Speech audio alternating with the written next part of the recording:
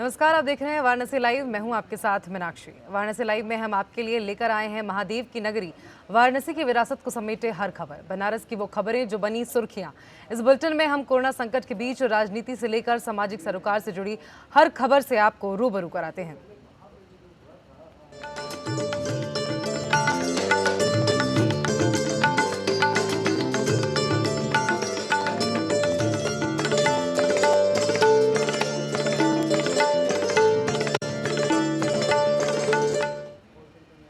8 सितंबर 2019 को सारनाथ थाना क्षेत्र के खजूही ग्राम में घर के बाहर बैठी वृद्ध को अज्ञात हमलावरों ने गोली मार दी। इस संबंध में मृतक के बेटे ने एक नामजद और एक अज्ञात के विरुद्ध मुकदमा पंजीकृत कराया था।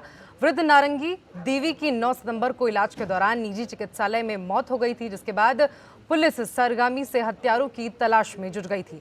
इसी क्रम में घटना की विवेचना के बाद समय आने तथ्यों के आधार पर सारनाथ पुलिस ने हत्या में शामिल 2 हत्यारों को गिरफ्तार करने में सफलता प्राप्त की है। एसएसपी अमित पाठक ने पकड़े गए 2 हत्यारों को शुक्रवार को ट्रैफिक पुलिस ऑडिटोरियम में पत्रकारों के सामने पेश किया। दोनों ही अभियुक्तों ने पुलिस की पूछताछ में कबूल किया कि वो हत्या में शामिल थे और ये हत्या संपत्ति विवाद और जादू टोने के शक में की गई थी। 8 सितंबर 2019 को सारनाथ थाने में एक वृद्ध महिला की गोली मारकर के हत्या की गई।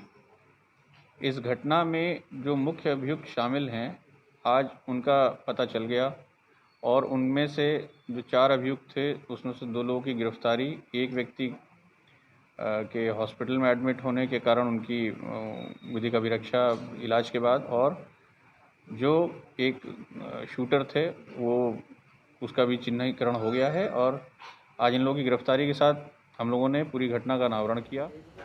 जैतपुर थाना अंतर्गत नाटी इमली इलाके में चोरों ने एक घर पर हाथ साफ कर दिया। जिस दौरान चोरी हुई, परिवार के लोग बाहर गए हुए थे। चोरों ने अलमारी का ताला तोड़कर हजारों की नकदी सहित गहनों पर हाथ साफ कर दिया। इलाके में लगातार हो रही चोरी की घटनाओं को लेकर लोगों में काफी रोष है। लोगों ने आरोप लगाया कि आए दिन इस तरह की घटनाएं हो रही हैं, लेकिन पुलिस हाथ पर हाथ धरे बैठी है।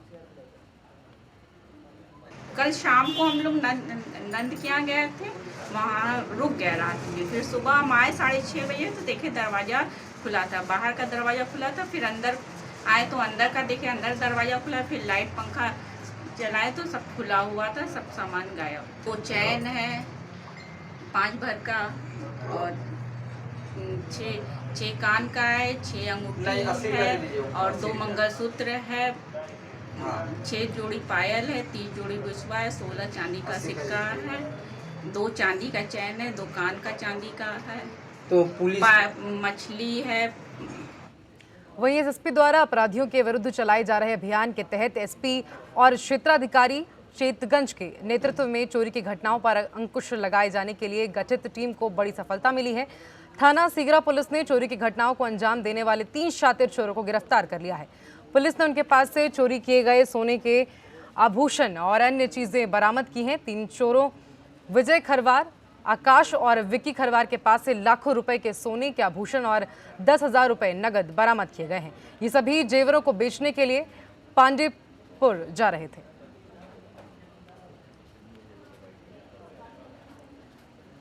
चौधरी चरण सिंह रोडवेज के ठीक पीछे वीआईपी गाड़ियों के गैरेज में खड़ी एक कार ने अचानक आग लगने से हड़कंप मच गया।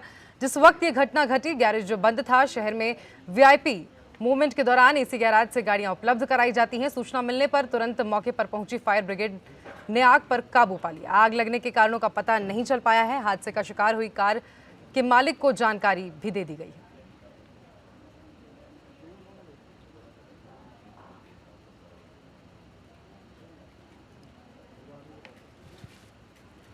वहीं फलवारिया फ्लाईओवर निर्माण को लेकर भूमि अधिग्रहण के संदर्भ में अधिकारियों द्वारा वाराणसी राइफल क्लब में बैठक की गई। इस बैठक में मुख्य रूप से एडीएम, प्रशासन, एसपी सिटी सहित विभागीय अधिकारियां मौजूद रहे। वहीं अधिकारियों का कहना था कि क्षेत्र के लोगों के साथ बैठक कर उनको विश्वास दिलाया जाए कि उनको मकान के बदले सरकार मकान देगी।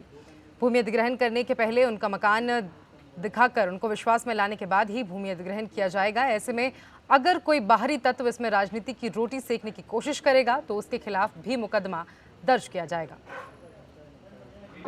ये बैठक बेसिकली जो फुलवरिया 4 लेन है उसमें जो ओवरब्रिज बनना है उसी के संबंध में उसके संबंध में रणनीति बनाने के लिए और उस पर बातचीत करने के लिए कैसे उसको कराया जाए, इसी पर चर्चा हुई।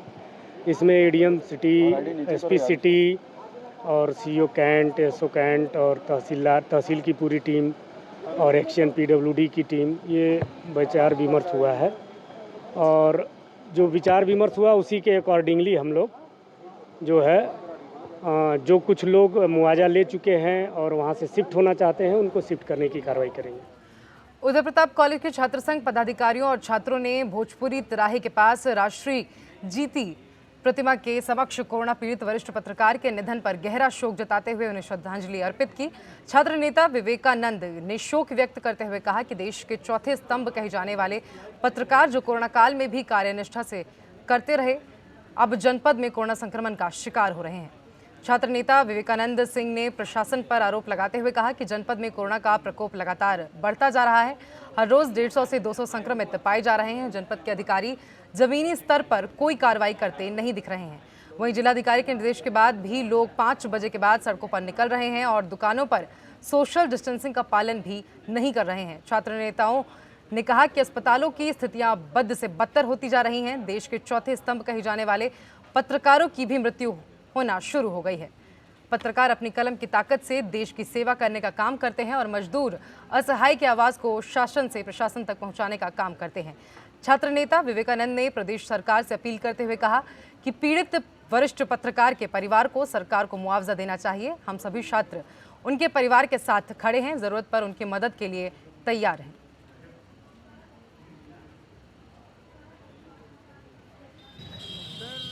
आए दिन कोरोना का प्रकोप वाराणसी में बढ़ता जा रहा है और जनपद के आला अधिकारी केवल न्यूज़ में और केवल घोषणा कर रहे हैं। ज़मीनी स्तर पे कोई कार्रवाई हमको देखने को नहीं मिल रही। आज भी जिला अधिकारी का निर्देश है 5 बजे दुकानें बंद हो जाएं, लोग मास्क लगा के निकलें, लेकिन वो चीज़ें देखने को नहीं मिल रही हैं। दुकान पे आप जाएंगे तो सोशल डिस्टेंसिंग का कहीं कोई पालन नहीं है। कहीं भी आप जाइए, थाने में जाएंगे वहाँ भीड़ है, दुकान पे जाएंगे, शॉपिंग सेंटर में जाएंगे, माल पे में जाएंगे, वहाँ भीड़ लगी हुई है। कहीं सोशल डिस्टेंसिंग भी का पालन नहीं हो रहा है।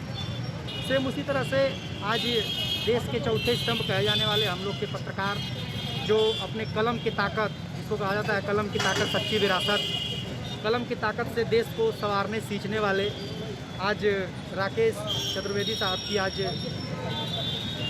जो मृत्यु हो गई है, उसी के उपलक्ष्य में हम लोग उसी के दुख में हम लोग आइए श्रद्धांजलि सभा आयोजित किए हैं। वाराणसी के तालाबों की स्थिति बद से बदतर होती जा रही है। रविवार को लधी छठ पूजन है, जिस दौरान महिलाएं तालाबों पर पूजा अर्चना करती हैं, लेकिन ईश्वर गंगी स्थित ईश्वर गंगी तालाब में गंदगी का अंबार लगा हुआ है। इस दौरान क्षेत्रीय पार्षद सुनील यादव ने बताया कि सरकार सिर्फ बड़ी बड़ी बातें करती है, लेकिन काम के नाम पर शून्य है। हम लोग अब सिर्फ नाम के पार्षद हैं। लोगों की जितनी भी समस्याएं हम लोग के पास आते हैं और जब हम लोग इन समस्याओं को लेकर अधिकारियों के पास जाते हैं तो वहां पर हमारी कोई सुनवाई नहीं होती है। इसकी दशा के लिए कई बार नगर आयुक्त अधिकारियों को कई बार अवगत कराया गया, लिख कर दिया गया सफाई बदे। कल यहाँ पर ललई छठ पूजा होती है, जो यहाँ पर महिलाओं लोग आती हैं, बहुत भीड़ होता है और उसके लिए भी दिया गया। अभी तक कोई सफाई वफाई का कोई व्यवस्था नहीं हुआ। कई बार कहने के बाद भी, कई बार लिखित दिया गया, उसके बाद भी हम तो लोगों से कहा जाता है, लोग तो कहते हैं कि यहाँ के भैया देखिए आप पार्षद हैं, आप इसको ध्यान दीजिए, लेकिन हम अधिकारियों को जाकर भाई अवगत करा सकते हैं, दे ही सकते हैं लिख कर। कई बार कहे भी जाकर, वहाँ पर हम लोग कई तो पार्षद जाकर बैठ कर, निर्दल पार्षद वहाँ बैठ कर कहा भी गया, कहे कि हाँ ठीक है हो जाएगा, लेकिन कोई इस पर ध्यान नहीं देता है। इसमें दवा बदे भी कहे थे कि बदबू आती है, दवा व छिड़काव कर दिया जाए, वो भी नहीं किया जा रहा है। कितना पुराना है ये पोखरा? ये काफ़ी पुरानी है, ये ऐतिहासिक अधगंगा के नाम से ये प्रसिद्ध है ये सुरंगी। कोरोना से बचाव के लिए सतर्कता ही जरूरी है। ऐसे में कोरोना में ड्यूटी करने वाले कर्मचारियों को पीपीई किट पहनकर संक्रमण से उनकी रक्षा की जा रही है, लेकिन लाल बहादुर शास्त्री अंतर्राष्ट्रीय हवाई अड्डे के बाउंड्री के पीछे कूड़े में पीपीई किट मिलने से हड़कंप मचा हुआ है। इस लापरवाही के बाद ग्रामीणों में आक्रोश भी है। गांव के लोग इस हरकत के बाद अपनी सेहत को लेकर चिंतित नजर आ रहे हैं। इसी के साथ ही जिम्मेदार लोगों पर गुस्सा भी है। दरअसल मामला बाबतपुर हाईवे हवाई अड्डे के पास का है, जहां बाउंड्री के पास पीपीई किट मिलने से गांव वालों में आक्रोश है। यहाँ गांव वालों की माने तो एयरपोर्ट पर काम करने वाले कर्मचारी पीपीई किट पहनकर ड्यूटी करते हैं। ड्यूटी समाप्त होने के बाद उसे कूड़े में फेंक दिया जाता है। जिम्मेदार कर्मचारी उसे उठाकर एयरपोर्ट की बाउंड्री के पार फेंक कर चले जाते हैं। इसके कारण कोरोना संक्रमण फैलने का डर बना हुआ है। इस तरह की लापरवाही भारी पड़ सकती है। ग्रामीणों ने इस बात को लेकर काफी आक्रोश भी जताया है।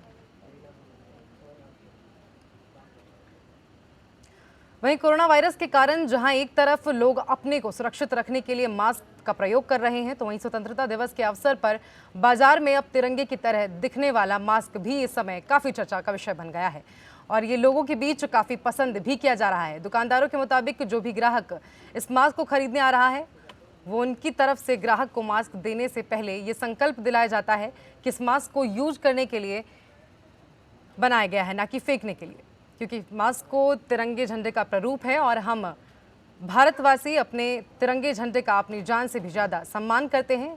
इसलिए मास्क की आवश्यकता न होने पर उसे धोकर अपने घरों में रख दें।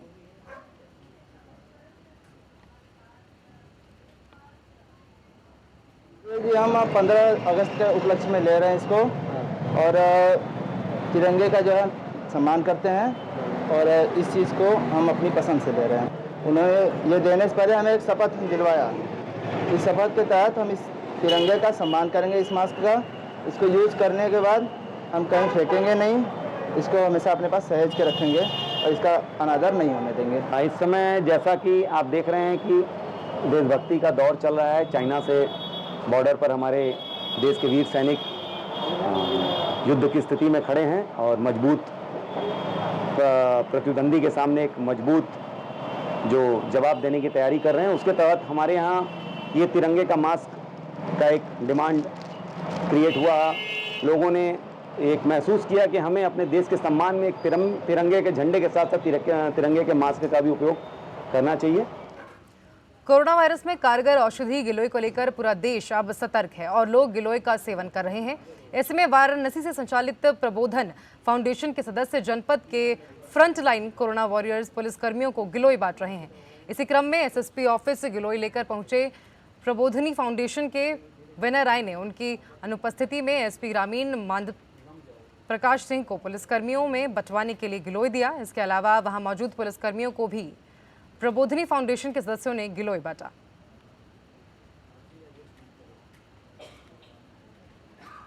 एसएसपी महोदय से हमने संपर्क किया था कि चूँकि सबसे ज़्यादा अगर कोई प्रभावित हो रहा है तो पुलिसकर्मी प्रभावित हो रहे हैं। फ्रंट लाइन वर्कर के रूप में वो कोरोना के बचाव में काम कर रहे हैं और वो एक एक थाना एक एक पूरी चौकी प्रभावित हो जा रही है।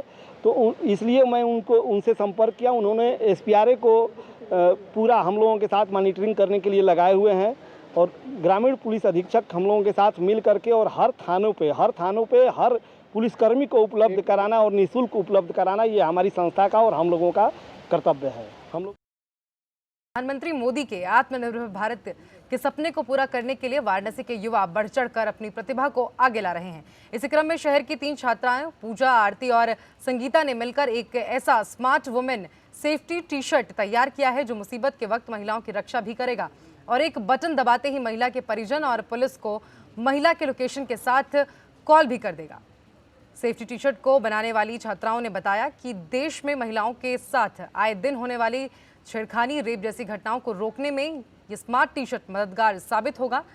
ये टी शर्ट ब्लूटूथ टेक्नोलॉजी से लैस है जो बटन दबाते ही 100 नंबर और परिवार के नंबर पर लोकेशन के साथ कॉल कर देता है। स्मार्ट टी शर्ट को मोबाइल चार्जर से चार्ज किया जा सकता है जो एक बार चार्ज करने के बाद 1 हफ्ते तक बैकअप देता है।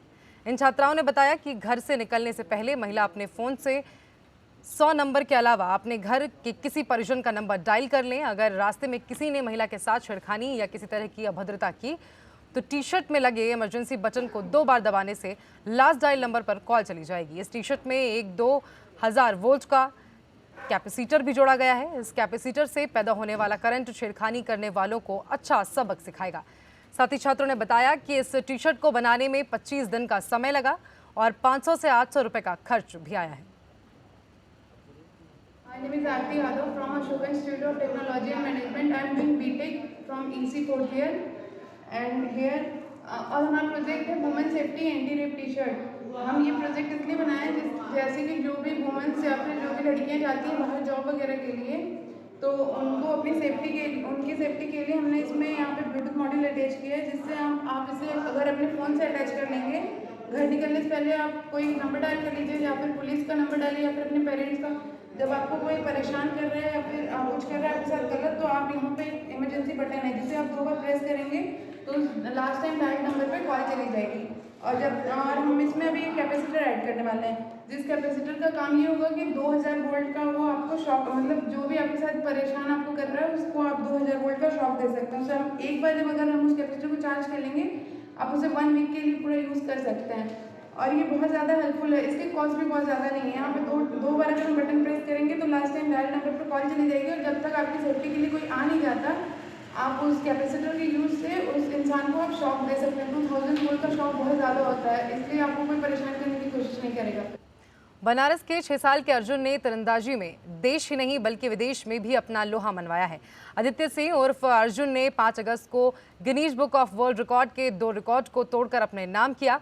पहला जोसेफ मैकग्रेल बेट्रप, जो कि ऑस्ट्रेलिया के कैपिटल टेरिटरी कैबनार में इन्होंने 17 नवंबर 2019 को 18 किलोमीटर दूरी से 40 सेंटीमीटर लक्ष्य में 10 तीरों को शूट करने का समय तेज। वहीं 1 मिनट 0.03 सेकंड जिसका रिकॉर्ड दर्ज था, जिसमें अर्जुन ने 48.63 सेकंड में पूरा किया। दूसरा अमेरिका के माइक ट्रोना ने रोलर स्केटिंग पर तीरंदाजी करते हुए सबसे अधिक स्कोर बनाने का रिकॉर्ड 2 अगस्त 2000 में बनाया था। इसमें रोलर स्केटिंग करते हुए 1 मिनट में 120 मीटर की दूरी तय करनी होती है और हर 20 मीटर पर रखे हुए 40 सेंटीमीटर के लक्ष्य को भेदना होता है। अभी तक का सबसे अधिक स्कोर 20 का था, जिसको अर्जुन ने तोड़ते हुए 32 स्कोर प्राप्त किए हैं। इन दोनों गिनीज बुक ऑफ रिकॉर्ड में 6 वर्षीय वाराणसी के अर्जुन कोइराजपुर के संत अतुलनंद कॉन्वेंट स्कूल के इंश्योर्ड शूटिंग रेंज पूरा किया।